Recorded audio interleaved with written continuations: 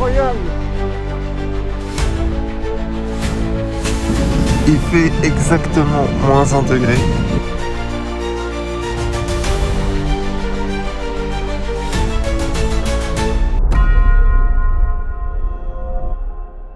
Nos deux aventuriers, après une douce nuit à l'hôtel, décident de changer de pays direction Morcote en Suisse, au bord du lac de Lugano.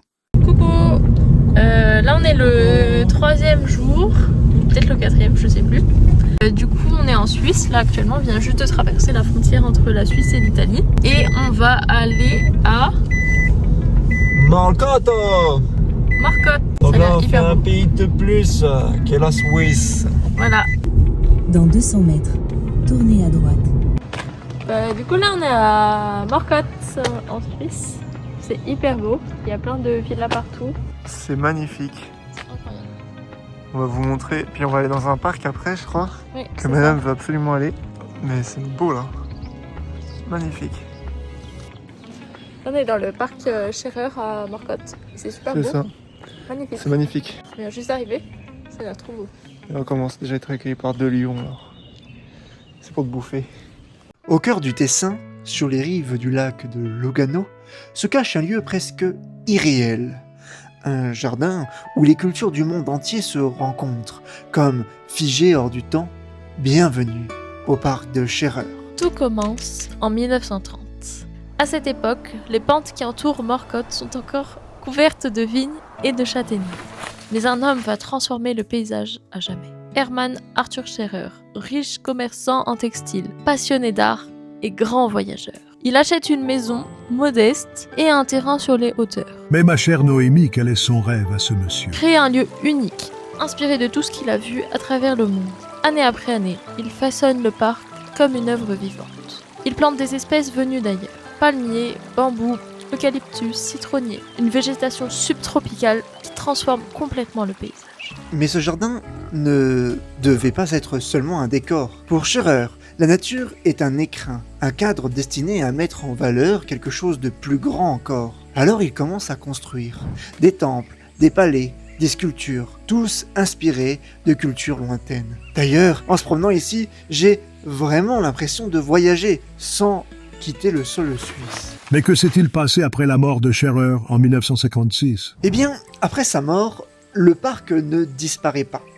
En effet, sa femme décide de le léguer à la commune de Morcote, avec une volonté claire, l'ouvrir au public. Un lieu où l'on se perd, où l'on observe, et où chaque recoin semble raconter une histoire différente. Ici, ce n'est pas seulement une promenade, c'est un voyage.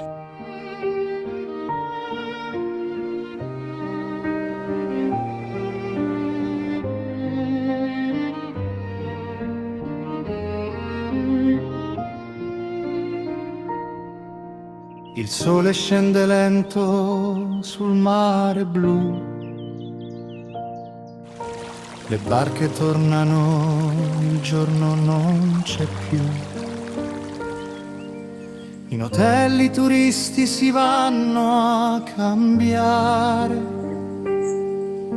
vestiti eleganti per la sera da mare.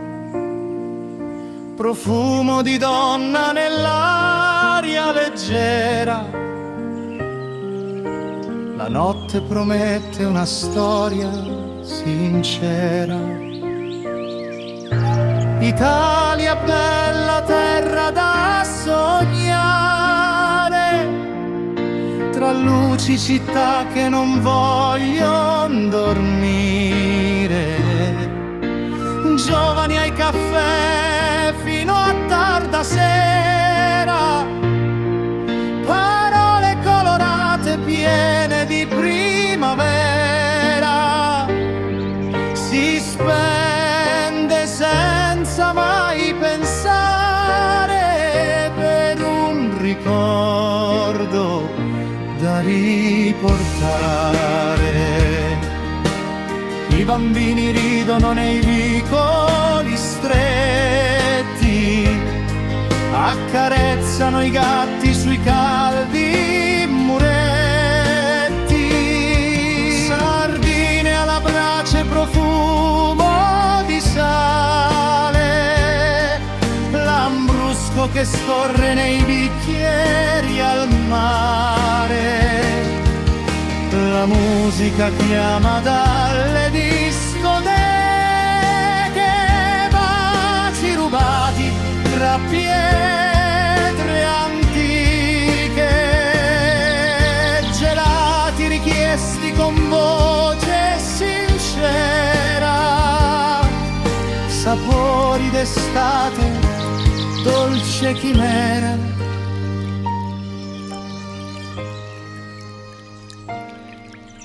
Après cette splendide visite au parc de Sharer, nos deux chers aventuriers prennent le temps de visiter le reste du village de Morcote. Direction les hauteurs. Eh ben dis donc, il y en a des marches. On essaye de monter tout là-haut. On était tout en bas. C'est super bon. Je sais pas combien il y a de marches. Il y en a beaucoup. Et voilà les dernières marches. On est arrivé avec un point de vue incroyable.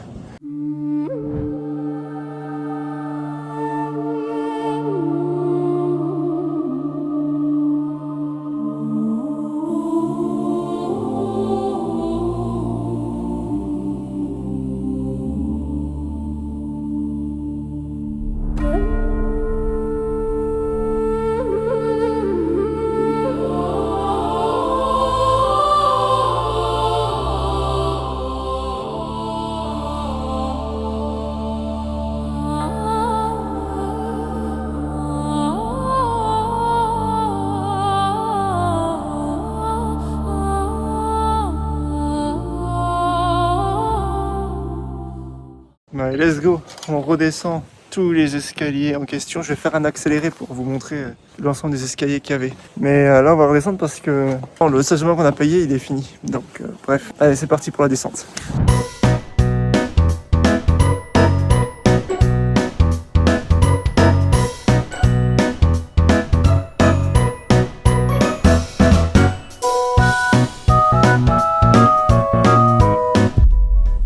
Et voilà. Les dernières marches. Ça en faisait des marches, non? Ouais. Il est temps de retourner en Italie pour nos deux chers compères. Ils prennent la route direction un endroit magnifique où ils y passeront la nuit. Mais avant cela, quelques images des différents paysages qu'ils rencontrent au cours de leur trajet.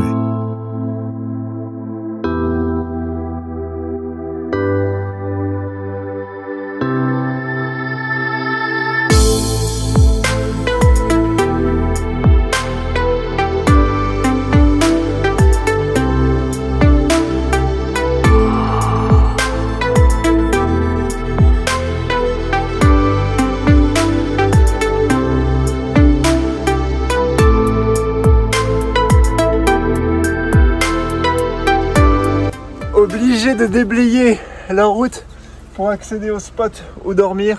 L'idée c'est de monter là-haut, on est bientôt arrivé, on est même pas à 1,6 km et il faut passer ça. C'était le point un peu complexe mais ça va le faire là. Bon, je crois qu'on a officiellement choisi l'un des meilleurs spots qui existent en Italie pour dormir. T'en penses quoi Noémie? Ouais, et elle est trop cool. Et franchement regardez. Regardez devant quoi on dort. Regardez ça. C'est un truc de fou. Mais un truc de fou. Et là, dites-vous, on va dormir là-dedans. Là, on va dormir là. Ici. Alors, on va avoir super froid. Mais c'est pas grave. On a nos bouillottes. Et les bouillottes, c'est vachement bien pour avoir chaud. T'en penses quoi? Ouais, c'est trop beau. C'est top. Là, il doit faire 10 degrés à peu près. Donc cette nuit, je pense qu'on va être pas loin de 0 degrés. Non, il fait moins que 10, hein, je pense. Là, non, il fait 10 degrés. Tout à l'heure, il faisait 13. Non, il faisait 7. Non, 13. 7. 7 ? Il fait 7 degrés. Et là, ce qu'on va faire, c'est que là-bas, il y a un point de vue qui est magnifique. On va y aller parce que c'est juste grandiose. C'est juste un truc de fou furieux. Ah, c'est incroyable! C'est incroyable! Regardez-moi ce coucher de soleil qui est juste impressionnant.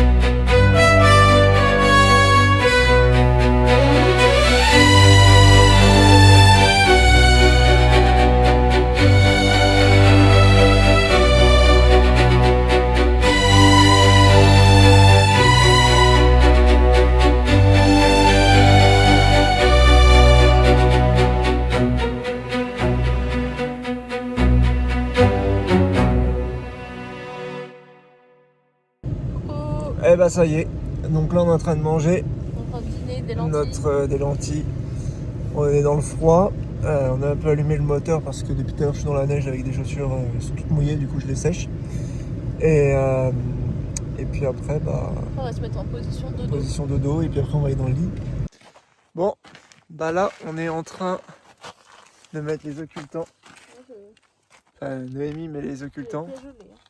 Oui, moi aussi j'ai les pieds ultra froids. Et là en fait on est en train de préparer la voiture en dodo. Et puis ensuite on va aller se coucher. On est en train de chauffer ici l'eau pour les bouillottes. Parce que ça va faire du bien de mettre des bouillottes à nos petits panards qui sont tout froids, tout congelés. et puis voilà.